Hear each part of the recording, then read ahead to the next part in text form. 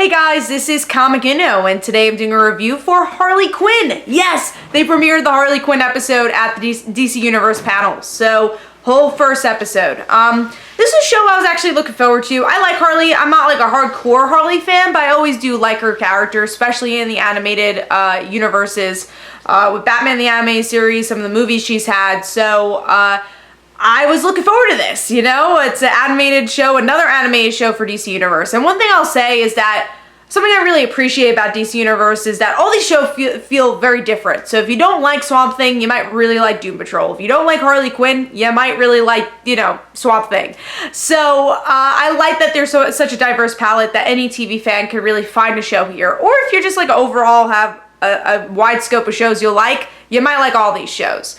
But yeah, Harley... I'll start with my complaints. This whole entire season, it seems like is a breakup season. So Harley breaks up with the Joker, and I think it takes a little bit long for her to break up with him. So there's one moment where you're like, okay, this should be the moment where she actually breaks up with the Joker. And then they do the same kind of thing again, where she has to realize, oh yeah, the Joker's a bad guy. Cool. So I think it took a little while to get there, but once you do, I do like the main theme of the whole show, which is that Harley needs to get away from the Joker and kind of find her own identity, because that's really where the problematic aspect of Harley started in the comics, is like, okay, she has this really unhealthy relationship with Joker. Who is Harley? And I think recent comics, and obviously with the movies, and again, her having her own series has really made her grow past the Joker and kind of realize, oh yeah, he was kind of shitty. And I shouldn't be defined by him. So I like that the show kind of starts in that beginning place where we get to see that version of the anime series version of her.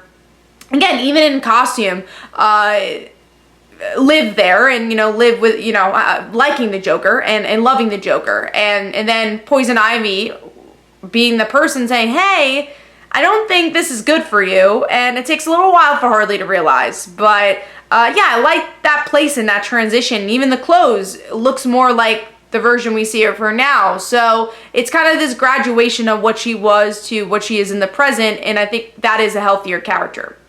So I liked it, but yeah, going back to, I guess, the negative of it is that I feel like, well, first of all, this is a very, very vulgar show. It curses a lot, and it's really gruesome, and I definitely don't mind that. I think, the way you curse in a show it could be magical and hysterical, and I think with this one they overdid it though, and it kind of took away from that magic and that timing. But speaking of timing, I think the editing was really good, where they got a couple of laughs out of me because of how quick the editing is, which is so important. Beats in general so important with comedy, so that's something I really respected. And we did get to see the trailer of what's to come, and it seems like they're gonna have a lot of cool Batman villains. Supposedly Bane's gonna be a butt of a lot of jokes. We have Kite Man that's gonna appear, so it looks like if you're a Batman fan and have a funny bone, you might really enjoy this one. And I think it has a lot of potential. I don't think it was a perfect pilot. Like I said, I think it took a while to get to the point, and I think it relied a little bit too much on being edgy, but it has a lot of potential with, again, Harley's journey, and I think Poison Ivy and Harley's relationship. I loved Poison Ivy kind of being the straight man to Joker, and I love in the panel they kind of describe Harley Quinn as a killer version, an assassin version of Mary Tyler Moore, and I thought that was a really cool explanation of her, and I'm really curious and interested in the dynamic of Harley and Poison Ivy, where I feel like Poison Ivy feels more like, I wouldn't say Daria-like, but I would say Jane from Daria. Very much like that character, and I'm totally for it. So overall, I'll probably give this 3.5 stars. Like I said, I think it has a lot of potential, and it got me enough to want to watch another episode.